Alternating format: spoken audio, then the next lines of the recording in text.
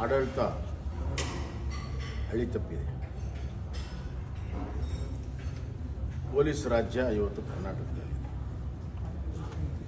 ಪ್ರತಿಯೊಂದಕ್ಕೂ ಕೂಡ ಪೊಲೀಸ್ ಇಲಾಖೆಯ ದುರ್ಬಳಕೆ ನಾವು ನೋಡ್ತಾ ಇದ್ದೀವಿ.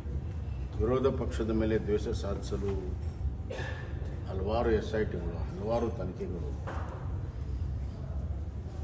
ಸ್ವಂತ ಮುಖ್ಯಮಂತ್ರಿಗಳೇ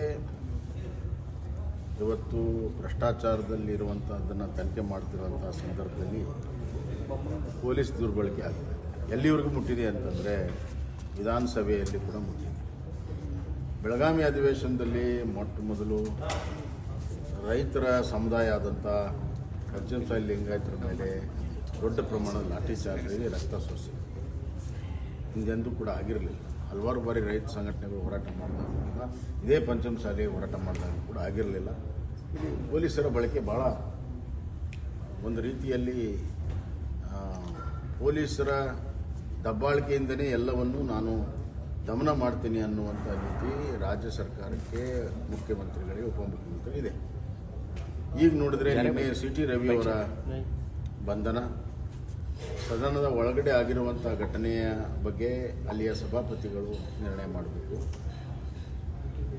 ಆದರೆ ಅವ್ರ ಮೇಲೆ ಹಲ್ಲೆ, ಅವ್ರ ಮೇಲೆ ಗೆರವು ಹಾಕುವಂಥದ್ದು ಒಬ್ಬ ಶಾಸಕರಿಗೆ, ಅದಾದಮೇಲೆ ಯಾವುದೇ ರೀತಿಯ ತನಿಖೆ ಮಾಡದೇ ಕಂಪ್ಲೇಂಟ್ ಕೊಟ್ಟ ತಕ್ಷಣವೇ ಅವ್ರನ್ನ ಅರೆಸ್ಟ್ ಮಾಡಿರುವಂಥದ್ದು, ಅರೆಸ್ಟ್ ಮಾಡಿ ಅವ್ರು ನಡೆಸ್ಕೊಂಡಿರುವಂಥ ರೀತಿ, ಜ್ಯುಡಿಸ್ಟಿಕ್ಷನ್ ಪೊಲೀಸ್ ಸ್ಟೇಷನ್ನಲ್ಲಿ ಅವರಿಗೆ ಅರೆಸ್ಟ್ ಮಾಡದೇ ತಪ್ಪು. ಇಂಥ ಹಲವಾರು ಪ್ರಕರಣಗಳಲ್ಲಿ ಶೋಕಾಸ್ ನೋಟಿಸ್ ಕೊಟ್ಟು ಅವ್ರನ್ನ ಕರೆದು ವಿಚಾರಣೆಯನ್ನು ಮಾಡಿ ಸಾಕ್ಷಿ ಆಧಾರಗಳ ಮೇಲೆ ಮುಂದಿನ ಕ್ರಮಗಳನ್ನು ತೆಗೆದುಕೊಂಡು ಹಲವಾರು ಪ್ರಕರಣಗಳಿದ್ದಾವೆ. FSL ಲ್ಯಾಬ್ಗೆಲ್ಲ ಕಳಿಸಿಬಿಟ್ಟು ವಿಡಿಯೋ ಆಡಿಯೋಗಳನ್ನು ಚೆಕ್ ಮಾಡ್ತಾರೆ. ಅದೇ ಯಾವುದನ್ನು ಕೂಡ ಮಾಡಿದೆ.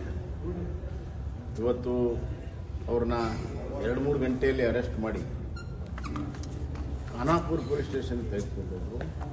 ಅಲ್ಲಿಂದ ಹಲವಾರು ಜಾಗಗಳಿಗೆ ಪೊಲೀಸ್ ಸ್ಟೇಷನ್ಗೆ ತೆಗೆದುಕೊಂಡು ಹೋಗಿ ಅವ್ರಿಗೆ ಚಿತ್ರಹಿಂಸೆಯನ್ನು ಕೊಟ್ಟು, ಮಾನಸಿಕ ವೇದನೆಯನ್ನು ಕೊಟ್ಟು ಇವತ್ತು ಅವ್ರು ನಡೆಸ್ಕೊಂಡಿರುವಂಥ ರೀತಿಯ ಮಾನವೀಯಾಗಿ ಎಲ್ಲದಕ್ಕೂ ಕಾನೂನಿದೆ, ತನಿಖೆ ಮಾಡೋದಕ್ಕೆ ವಿಧಾನ ಇದೆ.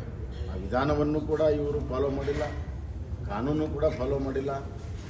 ಪೊಲೀಸರೇ ತಮ್ಮ ತನಿಖೆ ವಿಧಾನ ಮತ್ತು ಕಾನೂನನ್ನು ಉಲ್ಲಂಘನೆ ಮಾಡೋದಕ್ಕೆ ಯಾರು ಪ್ರೇರಣೆ, ಯಾವ ರಾಜಕೀಯ ಶಕ್ತಿ ಅದರ ಹಿಂದೆ ಇದೆ?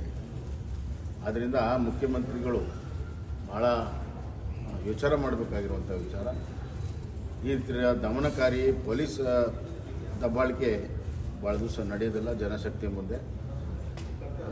ನನಗನ್ನಿಸ್ತಾ ಇದೆ ಇದೇ ರೀತಿ ಮುಂದುವರೆದ್ರೆ ಈ ಸರ್ಕಾರಕ್ಕೆ ಒಂದು ಕೇಡು ಕಾಲ ಅತಿ ಶೀಘ್ರದಲ್ಲೇ ಬರುತ್ತೆ ಅಂತ ನನಗನ್ನಿಸ್ತಾ ಇದೆ.